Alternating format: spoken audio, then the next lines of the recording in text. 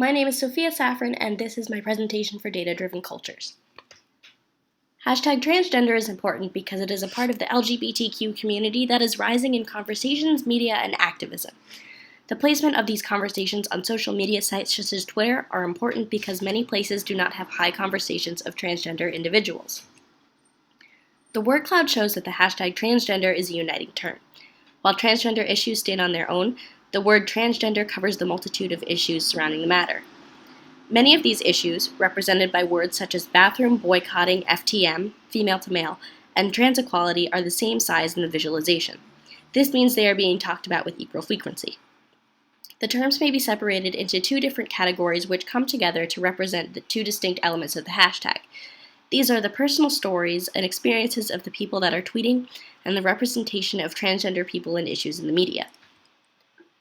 I have made screenshots of a couple of tweets from my time period of my data to give you a better idea about the online discussion.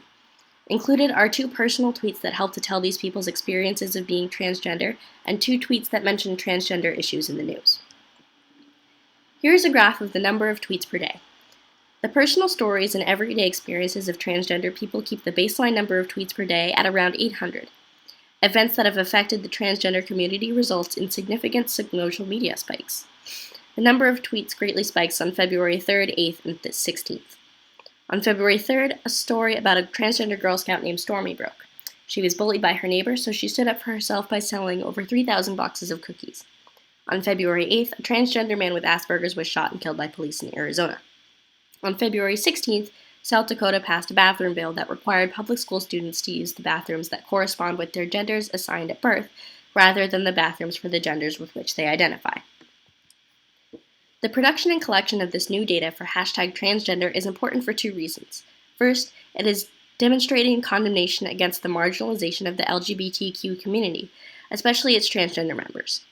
The conversations fostered on Twitter give the transgender community a louder voice than ever before and allow these ideas to spread and positively impact communities as a whole, rather than pathologize their transgender subsections.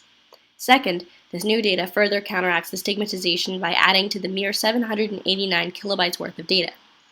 The issues and stories being shared with hashtag transgender on Twitter are, for the most part, representative of transgender people's experiences.